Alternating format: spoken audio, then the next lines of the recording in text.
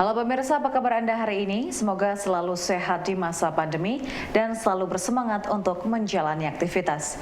Bagi pemirsa yang harus tetap bekerja di luar rumah, jangan lupa untuk selalu menggunakan masker. Hari ini program Berita Newspoint hadir menjumpai Anda bersama saya, Belinda Amanda. Selama 30 menit ke depan, Newspoint akan menyajikan berita terbaru seputar Universitas Brawijaya dan Malang Raya. Jangan kemana-mana, keep on our channel, Newspoint.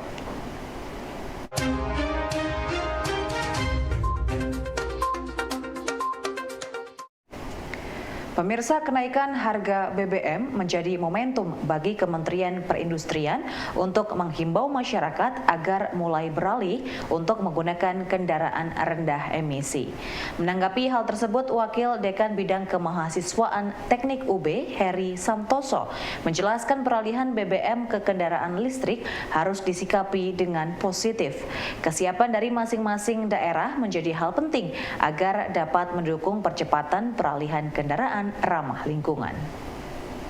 Kalau menurut saya yang pertama siap tidak siap memang kita kedepannya harus memang menanggapi akan isu-isu emisi gitu ya, tentang perusakan lingkungan. Memang kita harus perlahan secara pasti kita akan mengarah ke sana.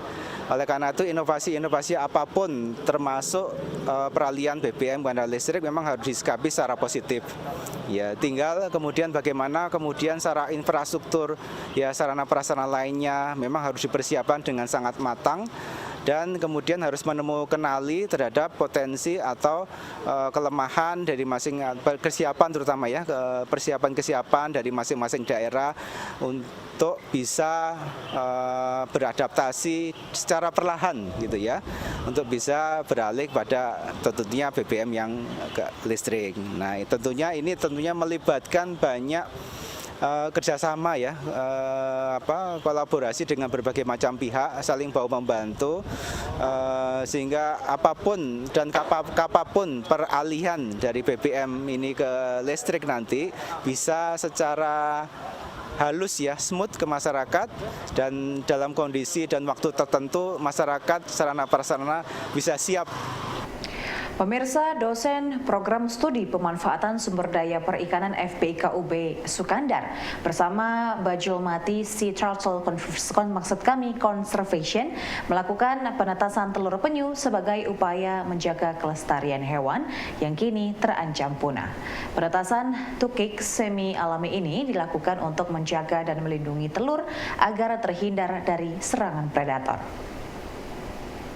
Secara alami, tukik itu akan keluar pada seperti saat sekarang. Jadi jam 4 ke atas cenderung untuk menghindari predator. Jadi menjelang malam. Jadi itu. Kemudian tukik ini, jadi kalau ditanya kapan melepasnya yang terbaik ya menetas langsung dilepas. Tapi kemudian ada persoalan di semi alami.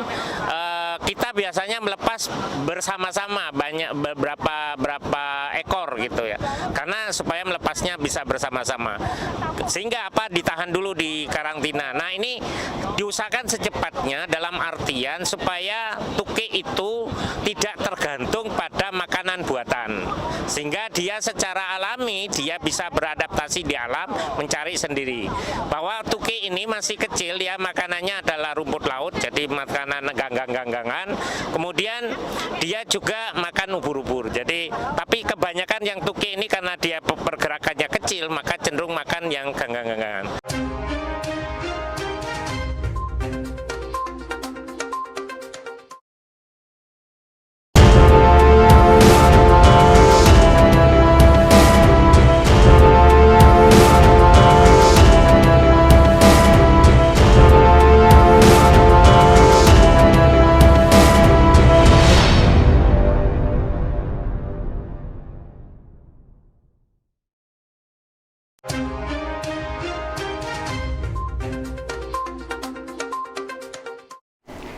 Pemirsa, menjamurnya usaha pinatu di kawasan kampus mengakibatkan meningkatnya penggunaan sabun cuci. Busa hasil penggunaan sabun cuci yang terserap di dalam tanah mengakibatkan turunnya kualitas air di perairan. Hal inilah yang melatar belakangi para mahasiswa FPIK UB untuk membuat inovasi sabun cuci ramah lingkungan. Untuk inovasi Teman Bumi ini merupakan produk deterjen ramah lingkungan dari cangkang kerang lokan yang memiliki keunggulan 9 in 1. Nah, inovasinya itu berawal dari keresahan kami, Mbak, sebagai mahasiswa, di mana di dekat kami itu ada kanal-kanal kecil yang banyak limbah busa. Setelah kami telusuri, ternyata limbah busa tersebut itu berasal dari laundry gitu kan. Nah, setelah kami survei lapang sekitar 4,1 km persegi di sekitaran Universitas Brawijaya itu ternyata terdapat banyak laundry gitu, sekitar 248 sekian laundry gitu. Jadi kalau misal 2 laundry saja udah menghasilkan limbah busa deterjen segitu banyaknya, gimana untuk 248 laundry seperti itu. Jadi awal membuat deterjen ramah lingkungan itu berawal dari situ. Jadi teman bumi ini terdiri atas 5 tim, saya sendiri, kemudian Maiza itu sebagai manajer pemasaran, kemudian Tari Saidni terkait produksi, jalannya produksi, kemudian Aldi Surya ini desain dan juga pengadaan bahan baku, kemudian Naizri ini terkait konten kreator dan juga untuk analisis laboratorium. Jadi produk setelah jadi produk dianalisis kelayakan di laboratorium, kemudian dianalisis kelayakannya di lingkungan.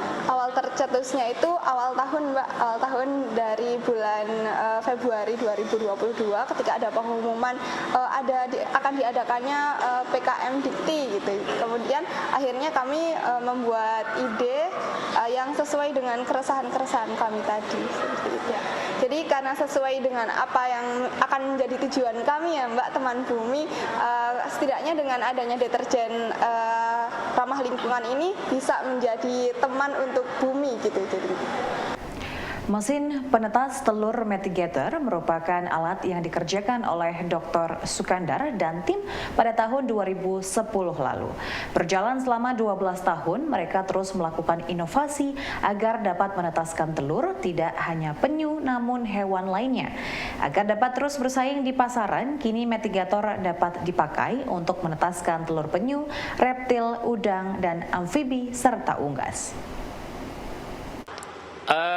Cukup panjang ya. Jadi saya bekerja di penyu itu di Taman Kili-Kili awalnya tahun 2009. Kemudian 2010 mulai kita instan untuk melakukan ide ini bahwa mengapa di telur ayam itu bisa, mengapa di penyu tidak. Kemudian 2010 saya bekerja untuk menyiapkan mesin tetas ini, tapi baru dibeli orang tahun 2014. Jadi 4 tahun untuk proses, tapi produk sudah ada, tapi meyakinkan lembaga untuk beli itu butuh 4 tahun. Jadi 2012 itu sudah kita uji coba, 2013 sudah uji coba, 2014 baru laku. Kemudian sampai sekarang masih produk ini terjadi. Nah, awalnya dari penyu, tapi sekarang ini yang di belakang salah satu ya mesin terkecil ini untuk pameran, tapi ini mesin yang bisa digunakan untuk berapa macam hewan, terutama reptil ya. Jadi sudah sama amfibi, jadi itu. Tapi ini kami sudah juga melangkah satu alat kalau bisa digunakan untuk unggas. Jadi sudah uji coba untuk tinggal masang, karena unggas itu harus diputar, maka ini nanti kalau cuman mencari supaya mudah dibongkar, jadi alatnya ini yang masih supaya kalau bisa sekali cerek gitu sudah bisa, alat yang memutar itu bisa dilepas kemudian dipasang gitu. Nah, itu mungkin ya cukup lama. Jadi kita sebenarnya bekerja di Matigator dengan nama Matigator itu sudah 12 tahun sampai sekarang, jadi 12 tahun. 2010 sampai 2022 masih bekerja di Matigator. Sebenarnya Matigator itu singkatan, Mbak. Jadi mesin otomatis sebenarnya ini penetas telur. Jadi namanya bukan dari mana-mana, tapi ini singkatan Matigator. Sebagai upaya meningkatkan kenyamanan tidak hanya untuk para pedagang namun juga para pengunjung, Pasar Kasin berbenah diri dan berhasil mendapatkan predikat sebagai pasar rakyat berstandar nasional. Pasar Kasin menjadi satu-satunya wakil dari Jawa Timur yang meraih penghargaan SNI. Predikat ini didapat dari hasil kolaborasi berbagai pihak mulai dari pemerintah, akademisi, pedagang, masyarakat hingga perbankan. Pasar Kasin awalnya adalah pasar yang kumuh karena terletak di daerah cekungan. Nah, setelah ada pembangunan yang dilakukan pada tahun 2020, maka Pasar Kasin sudah mulai berbenah. Namun itu belum bisa serta-merta dapat meraih predikat SNI. Nah, untuk itu perlu dilakukan atau kita penuhi 46 tatanan yang mengarah untuk SNI. Dari terutama revitalisasi itu ada di revitalisasi fisik, manajemen, sosial maupun ekonomi. Nah, disitulah kita menggarap, terutama yang kita garap pertama adalah kesadaran dari para pedagang. Nah, kesadaran itu tidak hanya dari kita menasehati, sosialisasi dan sebagainya saja, tapi juga kita beri mereka contoh-contoh bagaimana memelihara pasar, bagaimana setiap saat harus membersihkan wilayah masing-masing dan termasuk mengelola pasar. Kita juga dibantu oleh Garda Indah dari Surabaya, satu LSM yang bergerak untuk bidang pengelolaan limbah sampah. Nah, di situ kita bisa dapati di sebelah belakang itu ada tumpukan plastik hasil dari limbah sampah yang terpilah. Nah, sampah-sampah ini nanti oleh paguyuban dikelola dan dijual. Di belakang ada pengepul sampah plastik. Nah, selain dari itu kita juga melakukan penyesuaian fisik dari pasar ini. Jadi memang semula pasar ini dibangun, diberi atap dan lantai serta bedak, tetapi kriteria yang lain belum terpenuhi. Nah, selain dari fisik, kita juga melakukan perubahan manajemen sosial, juga kita lakukan pendekatan, manajemen juga kita ubah. Contohnya dari sisi peralatan kita lakukan modernisasi dari sapu lidi menjadi dan pel-pelan biasa dari kain menjadi pel-pelan kami pakai mesin pel. Terus dari peralatan berubah, dari sisi sumber daya manusia juga kita lakukan perubahan, penataan jam kerja, selalu mengupdate pengetahuan dari teman-teman petugas pasar juga kita update. Terus kelengkapan lainnya juga kita penuhi. Terus dari sisi ekonomi untuk menciptakan dampak atas pembangunan pasar ini kita juga melakukan upaya-upaya aktivasi. Salah satunya adalah aktivasi, yaitu satu aktivitas yang bisa menarik minat masyarakat untuk mengunjungi Pasar Kasin. Dan sebagaimana kita ketahui, masyarakat berkunjung itu ya tidak lawaran, tetapi mesti mereka akan belanja mana-mana produk atau kebutuhan mereka. Kalau tidak butuh, mereka kalau jalan-jalan ke sini kan juga pasti beli sesuatu.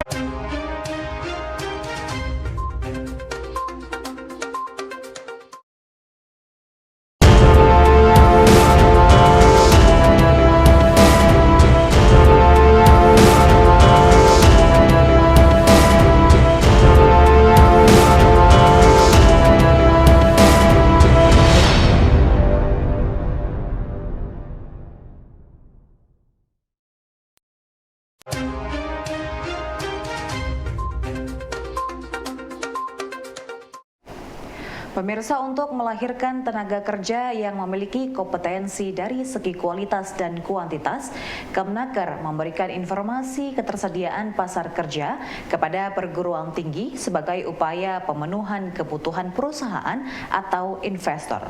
Program ini pun disambut baik oleh Rektor UB. Menurut Profesor Widodo, informasi ketersediaan pasar kerja ini akan memberikan kemudahan bagi perguruan tinggi dalam meningkatkan kelayakan SDM, sehingga memudahkan untuk penyerapan tenaga kerja. Ya, terima kasih. Jadi ini kegiatan yang sangat bagus, yang sangat kita apresiasi. Kegiatan dari kementerian ini akan memberi kemudahan buat kita dari perguruan tinggi untuk meningkatkan visibility dari SDM dari lulusan kita, sehingga visibility itu yang menyebabkan lulusan kita akan lebih mudah terserap kerja. Nah, di samping terserap kerja, yang dikembangkan oleh Kementerian Ketenagakerjaan ini diantaranya adalah untuk membentuk hub juga, beberapa hub, diantaranya adalah hub untuk bisnis. Sehingga ini mewadai juga bagi alumni-alumni yang ingin mengembangkan startup dan bisnis. Ini saya kira luar biasa kerjasama antara perguruan tinggi, Kemenaker, kemudian juga dengan dunia usaha dan dunia industri. Sehingga harapan kami ke depan ini akan berjalan sangat baik, memperbaiki hubungan yang lebih erat antara perguruan tinggi sebagai penghasil tenaga kerja, kemudian juga dunia usaha dan industri yang difasilitasi oleh Kementerian Ketenagakerjaan. Pemirsa, program studi teknologi informasi Departemen Industri Kreatif dan Digital Fakultas Vokasi Universitas Brawijaya mendatangkan dosen tamu dari Computer Engineering Department Karabük University Turkey, Profesor Ismail Rakib Karas, dalam program Visiting Professor 3-in-1. Kata Ketua International Relation Office FVUB, Rahmat Andri Atmoko, tema yang diangkat yakni implementasi teknologi informasi. Jadi kegiatan ini itu bagian dari pelaksanaan kegiatan tahunan 3-in-1 Visiting Professor yang tahun ini kami khususnya dari Departemen Industri Kreatif dan Digital Program Studi Teknologi Informasi itu mengundang profesor dari Karabük University dari Turki. Nah, kegiatan ini menjadi istimewa karena 3-in-1 tahun ini kita bisa laksanakan secara luring ya. Jadi kita khusus mengundang beliau profesor dari Turki untuk datang ke sini, begitu. Jadi tema atau materi yang diangkat dalam visiting professor kali ini dari Prof. Ismail dari Turki ini terkait dengan implementasi teknologi informasi untuk implementasi membantu di penerapan di GIS ya, Geographical Information System. Jadi lebih banyak membahas tentang penerapan teknologi informasi untuk pemetaan dan juga untuk indoor location system ya, sistem tracking lokasi untuk indoor, ruangan indoor. Nah, seperti itu. Tentunya karena yang hibah 3-in-1 ini ya, kita dari Program Studi Teknologi Informasi yang menjadi host. Tentu saja ini bagian dari pengembangan dari keilmuan teknologi informasi yang dapat diimplementasikan salah satunya pada bidang pemetaan ya, Geographical Information System ya. Tentu saja nanti ini juga terkait dengan beberapa mata kuliah yang ada di program studi ini seperti di web programming ya dan pemrograman tentunya. Nah, seperti itu. Fakultas Ilmu Sosial dan Ilmu Politik Universitas Brawijaya menggelar kuliah tamu dengan tema Kepemimpinan Pemerintahan. Pada kuliah ini menghadirkan dosen Ilmu Pemerintahan FISIP UB, Dr. Ali Fiulahtin Utaminingsih, yang menjelaskan hubungan antara manusia itu terkait dengan kepemimpinan. Kemudian hubungan antar manusia itu terkait dengan kepemimpinan.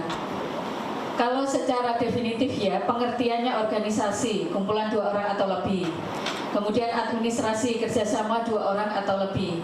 Manajemen proses kerjasama 2 orang atau lebih. Kepemimpinan, pengaturan dan pengaruh dalam proses kerjasama 2 orang atau lebih. Ada benang merahnya ya, kumpulan 2 orang atau lebih untuk mencapai tujuan. Dalam konteks ini seorang pemimpin pasti sebagai seorang decision maker atau pengambil keputusan, di mana keputusan adalah ketetapan yang diambil oleh pemimpin untuk mencapai tujuan. Setiap organisasi itu pasti mempunyai tujuan yang ingin dicapai.